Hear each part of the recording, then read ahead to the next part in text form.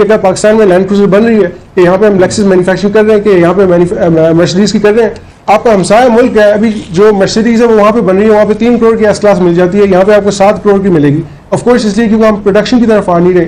दुनिया जहान की कंपनीज वहाँ पे मैन्युफैक्चरिंग कर रही है। अभी हार्ली डेविडसन वहाँ पे मैन्युफैक्चर हो रहा था इंडिया में, तो हम क्यों नहीं कर सकते? पाकिस्तान की क्वालिटी की आप देखेंगे जो हमारे सियालकोट के फुटबॉल हैं फीफा वर्ल्ड कप में यूज होते हैं, लेकिन हमारी अपनी कोई ब्रांड नहीं होती। वजह तो टाइटल लगता है एडिडास का, ये टाइटल लग रहा है किसी और कंपनी का, नाइकी का लगता है, लेकिन हमारा टाइटल नहीं लगता। तो मेड इन पाकिस्तान का जो ट्रू एसेंस है वो हमें दुनिया के सामने लाना चाहिए। नमस्कार दोस्तों, स्वागत है आप लोग का INA न्यूज के एक और नए वीडियो में। दोस्तों जैसा कि आप जानते हैं कि पाकिस्तान की जो इकोनॉमी है वो अपने सबसे बुरे दौर से गुजर रही है, और ऐसा इसलिए भी हो रहा है क्योंकि जिस प्रकार की पॉलिटिकल सिचुएशन पाकिस्तान में लगातार बनी हुई है उसको उससे जो है वो जो IMF है उसने भी कहा है कि जब तक पॉलिटिकल सिचुएशन जो है वो अच्छा नहीं होगा तब तक हम पाकिस्तान से बात नहीं करेंगे। दोस्तों आपको पता हो कि जब शहबाज शरीफ पाकिस्तान के प्राइम मिनिस्टर अभी बने हैं, उसी के बाद 2 से 3 दिनों के अंदर वो IMF के पास पहुंच गए। और दोस्तों IMF के पास इसीलिए पहुंचे क्योंकि उनको पता था कि IMF जो है वो उनकी मदद कर देगा। लेकिन IMF ने साफ तरीके से कहा है कि जो कुछ भी इमरान खान ने कुछ दिन पहले पेट्रोल पे पैसा कम करके हमारी जो रूल एंड रेगुलेशन है उसको तोड़ा है, उसको पहले सही किया जाए। लेकिन दोस्तों यहाँ पर सबसे बड़ी बात हुई कि पाकिस्तान में अभी ये भी बात होने लगी है कि जो इंपोर्ट अभी शहबाज शरीफ की जो पार्टी है उसने बंद किया है, उससे वो बहुत ज़्यादा फंस चुके हैं। क्योंकि आपको पता होगा कि पाकिस्तान में कुछ बनता नहीं है, सब कुछ इम्पोर्ट ही किया जाता है, एक्सपोर्ट बहुत ही कम किया जाता है। और इसीलिए इंपोर्ट न होने की वजह से जो पाकिस्तान में कीमतें हैं वो अचानक से इतनी ज़्यादा बढ़ गई कि पाकिस्तानी कभी सोच भी नहीं सकते थे। और इसीलिए पाकिस्तानी मीडिया पर लगातार ये बात हो रही है कि जो इंपोर्ट है उसको करके पाकिस्तान जो है वो फंस चुका है। और देखने वाली बात है कि कब जो इंपोर्ट है उस पर बैन जो है वो हटाते हैं। तो चलिए वीडियो में आगे बढ़ते हैं और देखते हैं कि पाकिस्तानी मीडिया इन सब चीज़ों पे क्या बात कर रही है।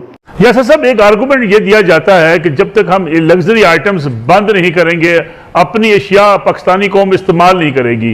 तो ये एक कई सालों से ये बहस जारी है कि हम अपनी उन चीज़ों को प्रमोट करने के लिए, अपनी लोकल इंडस्ट्री को सपोर्ट करने के लिए, लोकल प्रोडक्ट को इस्तेमाल करने के लिए चीज़ों पर बैन लगा दें। ये पाकिस्तान में ये चीज़ें ना आए, ना पाकिस्तान पैसा बाहर भेजे, ना पाकिस्तान बाहर पैसा भेज के डॉलर की कीमत उससे बढ़ती है उससे बच जाए।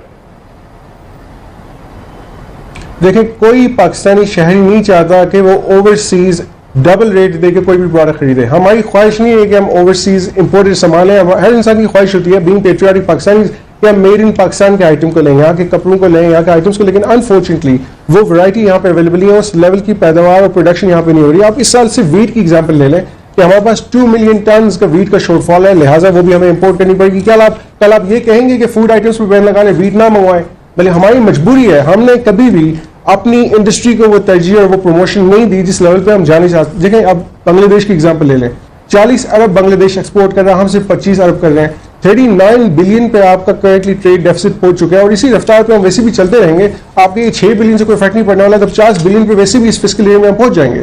तो आप देखेंगे आपकी जो डिवैल्यूएशन रुपये की उसकी बुनियादी वजह ये थी कि आपने कोई इंडस्ट्री का पैकेज नहीं लाया, इंडस्ट्रीज को प्रमोट नहीं किया। आज तक ट्रांसफर ऑफ टेक्नोलॉजी हम नहीं ला सके, वैल्यूएशन नहीं ला सके कि हमारी जो इंडस्ट्री है वो compete कर सके।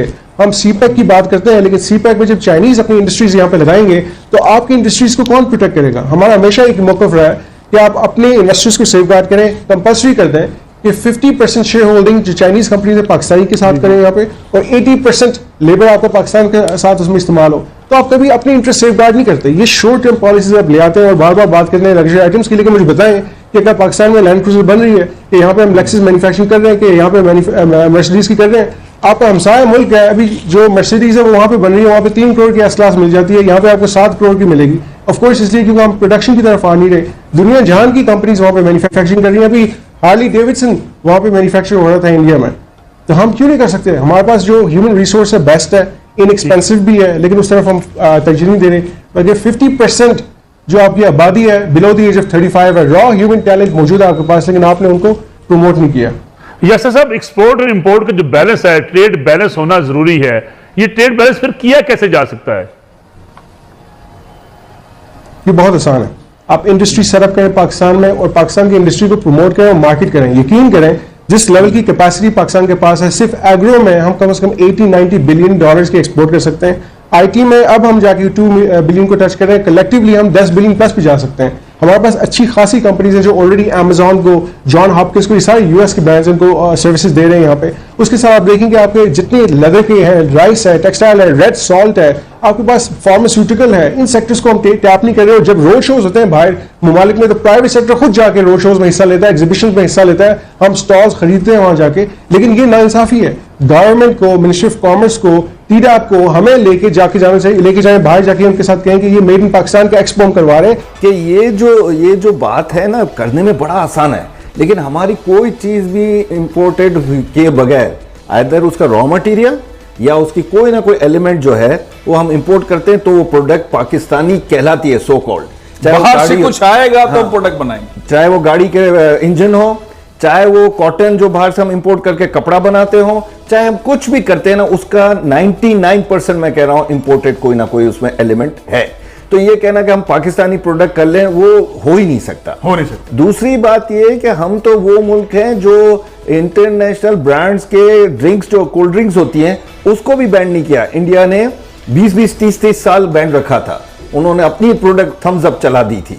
आप ये सोचे कि हम तो ये भी बैन नहीं कर सक रहे कि जो इतनी ट्रैवल हो रही है, जो अचानक कोविड के बाद जो इतनी ट्रैवलिंग हो रही है, उसके लिए भी तो हमें हार्ड करेंसी चाहिए होगी।